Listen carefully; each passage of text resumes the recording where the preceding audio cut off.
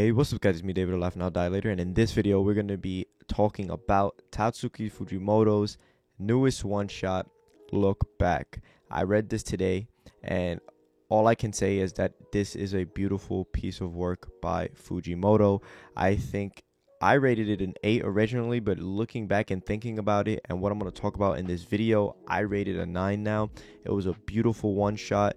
Maybe I just overpraised it, but I think it's really good, and I'm gonna tell you about it. So there's gonna be spoilers, but if you don't mind, just watch this video and you'll hear what it's about. And I probably won't spoil the ending, so let's just get into it. I'm gonna tell you basically what it's about. Now, pretty much the main character in this story is Fujino, and she's a girl that pretty much does artwork for her school newspaper. More importantly, manga panels, or a manga spread of like 4 panels that she does like comedy on and does stories on her school newspaper. And she's pretty popular in her school because, or at least in her class, because they say like, oh, you're such a great artist, you're gonna be a great mangaka someday, and pretty much hyping her up. Now there's a new student called Kiyomoto who also starts doing artwork on the newspaper, and when the first newspaper with her manga panels gets to the class, when Fujino looks at it, Kiyomoto's artwork is by far way better than Fujino's, and it kind of brought her back down to earth and really showed her like, hey, you're not where you need to be.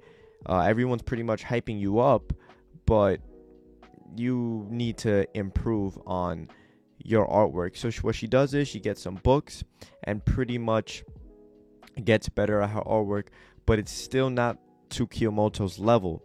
So she pretty much is contemplating quitting, starts doing karate like her sister does, and pretty much just starts doing other things instead of doing her art. Now, on the last day of school, her teacher tells her, can you bring the graduation certificate to Kiyomoto's house? Because again, Kiyomoto never showed up to class. She pretty much went to class at home and did her classwork at home because she was too shy to ever come to school. Now, Fujino basically agrees eventually and goes and sees a bunch of newspapers and manga panels all over the hallway, and pretty much leaves the graduation certificate, I should say, in Kiyomoto's hallway, tells her, hey, listen, I left it here, and she leaves. But Kiyomoto runs up to her, says, I love your work, and whatever. Despite her having better artwork, she loves Fujino's artwork, and you pretty much see them become a mangaka group on their own. And Kiyomoto does the backgrounds and the artwork in the backgrounds, and Fujino basically does the story and I guess like the characters and all that. So that's pretty much the story. But it gets really crazy towards the ending. You see their relationship unfold and how Fujino helps Kiyomoto get out of her shell a little bit and go out from her home and do things, and they go out and do a lot of things, go to the movies, things like that girls would do with each other, and brings her out of her shell a little bit.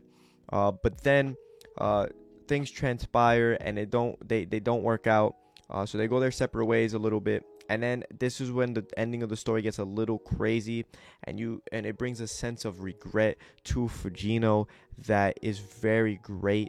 Like, the regret that she experiences is so great, it pretty much makes her mind think of pretty much an alternate reality as to what life would have been like if she would have not went to Kiyomoto's house that day.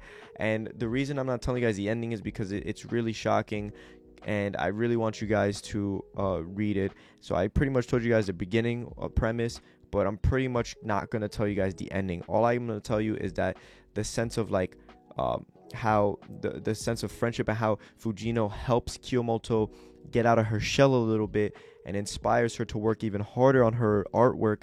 And then you go from that to kind of like a breakup in friendship to then just a big sense of regret that no one should ever encounter. And it's just it breaks your heart in a way of what happens.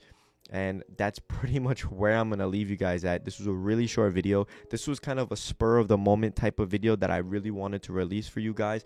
I've never really done something like that, but this one shot really resonated with me when it came to like how, you know, us as humans, you know, we have regrets in our lives, and we should live our lives in a better way, to the point that we don't have those regrets, because the regret that she feels really hurts her. And if you ever make a mistake that she did, you'll be hurting as well.